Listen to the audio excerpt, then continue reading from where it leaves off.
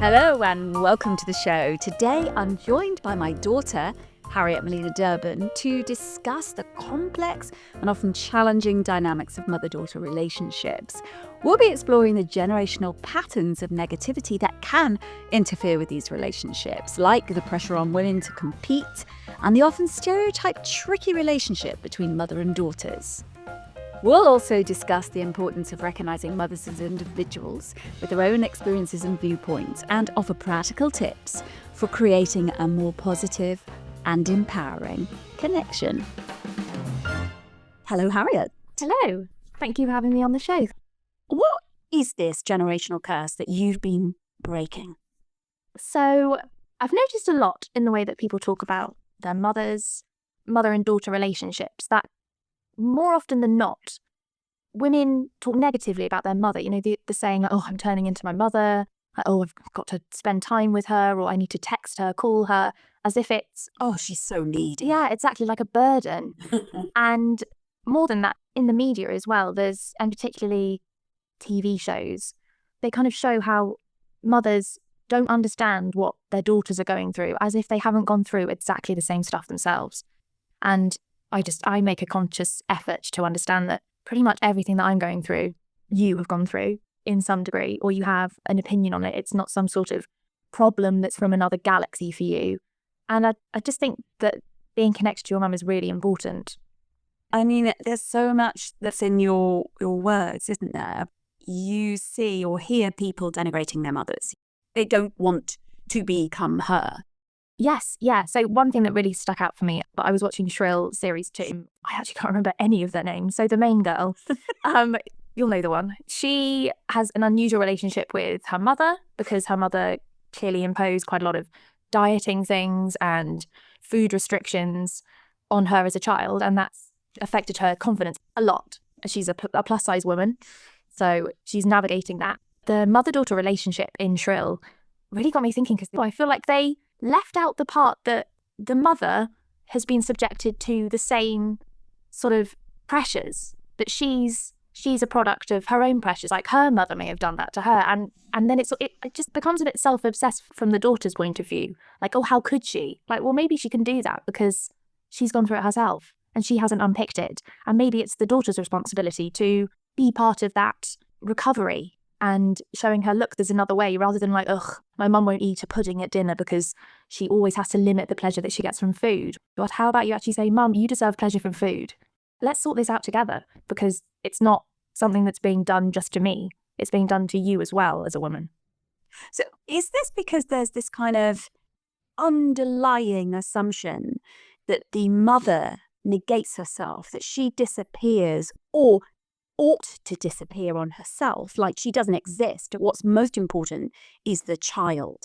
Definitely. I think that there's the expectation that everything that's gone before the child just sort of washes away. You're a mother now, nothing else matters. Like, they had a life before, had experiences, positive and negative, that are going to impact how they mother you. What? There was life? I know, it's crazy. It's a mad idea. Harriet? Well, barely before me. But, I had 4 other children before you, yes? Just to put this in context, Harriet is my eldest daughter. She's the 5th child of 10. Was there a life before you? Of course. How do you feel about that? The word that comes to mind, like, sensible. Like, I don't know if that makes any sense. Fuck for that. You're sensible. But it's just like, if you meet a friend, you don't expect, like, what do you mean you had friendships before me, or kind of experiences before I turned up? Like, your mother is a person, and Hold on, say that again. Your mother is a person. Like that, it's not, I don't know, I think that people forget that a mother has their own viewpoints and experiences that are going to impact how they parent you and how they advise you. They're in a patriarchal society themselves. They're not sort of living in this bubble of motherhood where, oh, everything's perfect. They've got shit to deal with too. So the idea that the child is taking everything personally. Completely. That it's all revolving around, except let's just tweak the word child. Yeah. You're not talking about a 7-year-old. No. Clearly, the younger we are, the more that we do genuinely believe that the world revolves around us, and ought to. We're entitled to that. But as we get older, we hopefully realise that actually that's not the case. Except that a lot that's put out there about mothers is that no matter how old the child is, they ought to be the focus of the mother's life. Let's bring it to us. I mean, are you the centre No. of my life? No, and I wouldn't ever want that. Like, just totally weird. Like, obviously I understand it when they're younger, but even then, that's not healthy. I think that there is this thing where adult children still hold themselves as the child in a relationship, when I think it gets to a point when, yes, you're still the daughter of somebody, like I'm still your daughter. You will always be. But I'm not your child. You move on from being the child. It's just strange. Like, you can't always be the one that needs to be chased or nagged or, mollycoddled, because you're an adult. And, lots of people have children and they still want to be treated like a child themselves in their sort of father-daughter, mother-daughter, whatever way around. Oh, but it's a bit different with fathers, isn't it? Yeah, I think there is a different dynamic, because I think it's this particular almost competitive element of mother-daughter that impacts it even more, just the same way that, it suits the patriarchy really nicely for women to compete, and to also have mothers and daughters, to have that relationship sort of stereotyped as tricky and dysfunctional and not fun. That also helps, because it stops like a passing down of learning from mother to daughter. I mean, beyond sort of the usual stuff, but like on an ongoing basis, like, you know things now that you didn't know when I was 16. Like, you've grown as a woman, just as I have. You've experienced more. If we decided when I was 16, just like, right, that teaching part's done, and now it's just a sort of formal relationship, then we'd miss out on so much sort of, I don't know, like, yeah, exactly, in connection with something that, like, loads, I know loads. We're both exploring the world still, and why not be really close? But it sounds like you have a model of mother and daughter that, for us, that has more equality built into it than, let's say, stories out there allow. We are supposed to hate each other. You're supposed to have decided when you were a teenager, surely, that you thought I was an absolute arsehole and slightly embarrassed by me. Yeah, it's like a holding at arm's length kind of thing. And if it's not negative, it's almost patronising. How did you feel about our relationship when you were a teenager? I didn't really think about it much. I wasn't really a very angsty teenager. I can remember when I was 15 or something, 15, 16, I think the summer between year 11 and year 12, I think that was my angstiest time. And I was like, God, I can't wait to move out. I don't know what I was talking about. I was at boarding school, so I was practically out of the house already. But I just remember that as a sort of hilarious, angsty moment. But other than that, we've had a good relationship. Our relationship involves challenge, and challenge isn't the same as, what's the word? I not hatred, like a disparaging contempt. There's a good word. Contempt is a lot at the heart of mother and daughter relationships. Yeah. Often daughter to mother, I guess, sometimes mother to daughter. Yeah. Yeah, I think my mother was relatively contemptuous. I had two mothers, by the way. I'm greedy kind. I have a biological mother and I have an adopted mother. And so I got two big whammies of doing this thing called mother-daughter. And so because of my multiple relationships with mothers, and I've had a gamut of, kind of experiences, both from wonderful, joyful closeness through to pretty horrible, abusive. Over the years, I was quite challenging and feisty. And so what I would have perceived as, oh, she's such an abusive mother.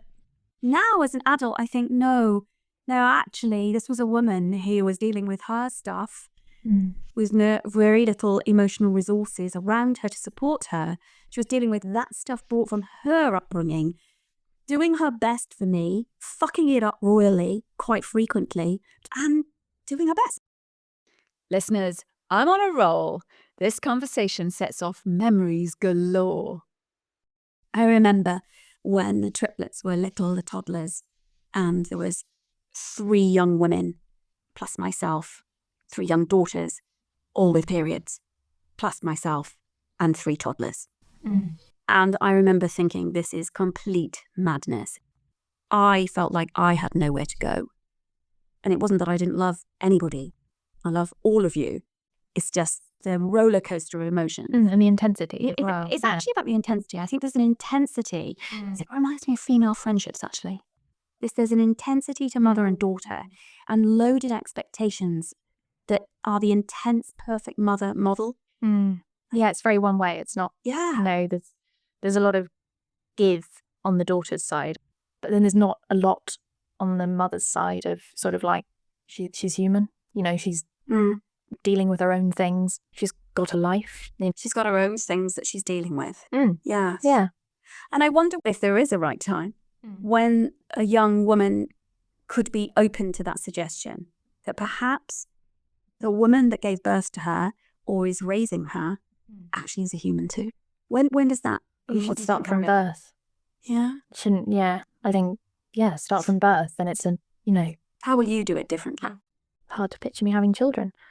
I'd make sure that my children knew that I was a human and completely flawed and perfect as I am, just how they want to be viewed or should be viewed. Not one thing or the other. All of it. Yeah, all of it. Perfect. Just like we all are. Perfect, flawed, brilliant. Fallible. Yeah, fallible. Yeah, wonderful, bright, positive. Stupid. Shitty and awful. Yeah. Messy. Yeah, just human. Like, human. That's the long and short of it. Just human. Here's to all human mothers and all human daughters. Yes. I love this conversation. Me too. It's been fun. Thank you, Harriet. Love you. Love you. Oh, thank you for joining us for this intimate conversation about mother-daughter relationships.